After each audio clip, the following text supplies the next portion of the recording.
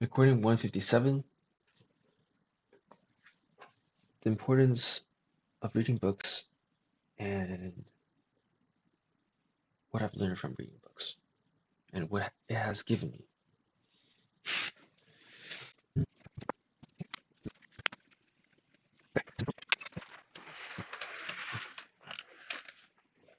Hey guys,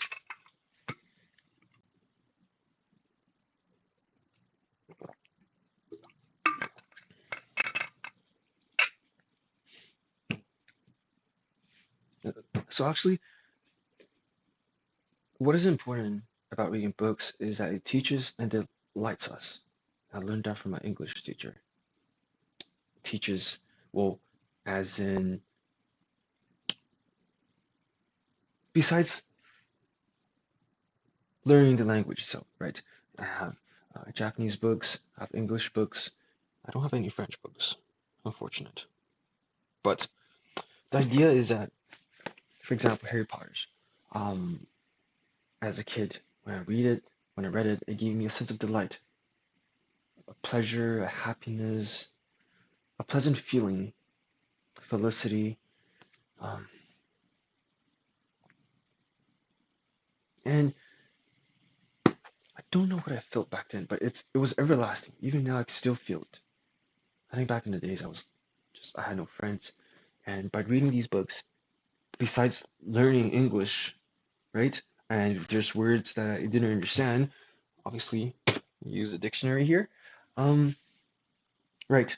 So took me to this imaginary world and where I just kind of like a back seat, took a back seat and just not watch, but imagine how Harry Potter's defeated Voldemort. Um, and I still have that feeling, that joy. And really, the light, you can get the light from, let's say, painting, you can get the light from cooking a meal, making a program code, you can get the light from an achievement, you can get the light from many things. And it's really hard to define in one word. I was really delighted when I read Harry Potter's. And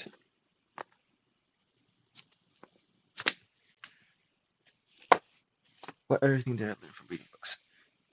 Other things I've learned is that I think every book, or at least the books that are really interesting, because there's no way that anybody can say, "Oh, I love all books," right? There are reasons why in the dating apps that there's sections. Some people like philosophy, some people like autobiography, some people like romance, some people like fantasy, fiction, nonfiction, poetry, etc. But and it's of absolute importance that I don't, well, at least in my case, that to finish a book for the sake of finishing it and telling other people, hey, I read this, that defeats the purpose.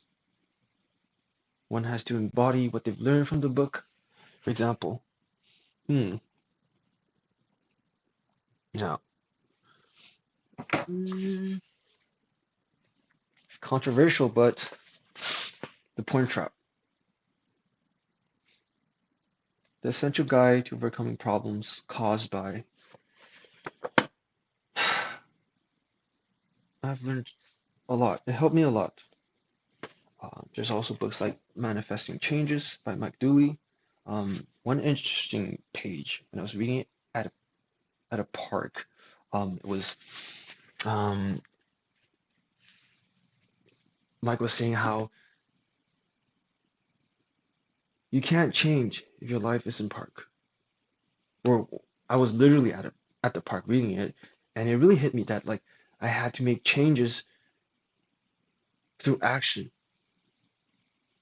not by words, but telling people I want to do this and do that. Just by reading it and by just proceeding on, departing from it, leaving it in the bookshelf, and making actual changes. Um, let's see, other examples. There's the 7 Habits of Highly Effective People. from Sonia. Um, although I only read half of it, but I think it talked about a paradigm shift. How sometimes if we envision something, if you want something, that although we fail, although most of the times we do fail at getting what we want, but it's okay to try again. Just like bend a little bit and try different, have a different mindset in tackling the same problem. Other books are, let's say, um, there's actually too many to talk about. Attached. Um, this one, what I've learned from it is that there's every single person has different attachment styles. That through reading this book, I understand how sometimes you have to detach from people and let people go. And that if people want to detach from you, you also have to accept it. And the most importantly is to understand your own psychology or my psychology on how I was attached to a lot of things and I was really unhealthy. And it helped me kind of just accept things as they are and let things go. Emotional intelligence, it helped me a lot in regulating my feelings, my emotions. There just talks about EQ where they're just illogical, irrational things in life that one just have to ultimately accept. Oh my goodness, there's too many books.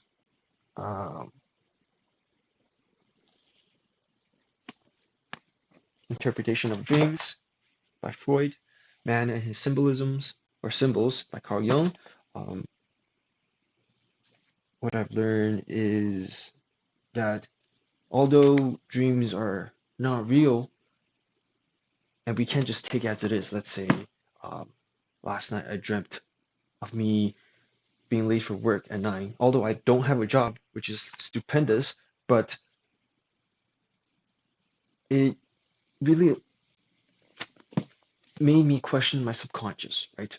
For example, like I said in the previous videos, one of my previous videos that I probably didn't, but when I was a kid, I dreamt a lot about lizards and crocodiles, and only through reading articles online and understanding about dreams that I came to the conclusion that I was afraid of how people were perceive me. I was afraid of being judged.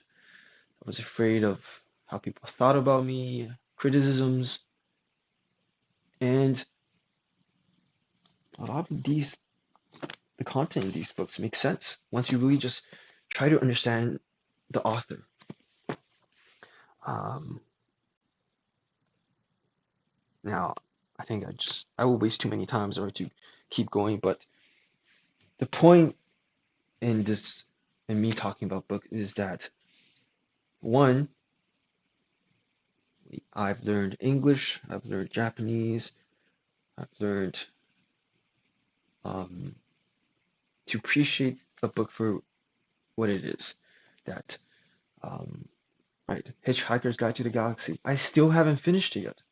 It's like I'm at the part where um, Arthur lost Fenchurch, unfortunately.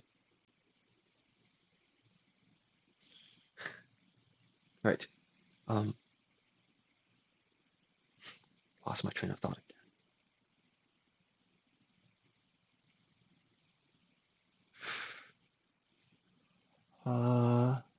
I talked about learning. I talked about delight, an eruption of feelings, and a lasting effect on a heart. Um, I think that's it. Wasn't the best video, but hope you guys liked it.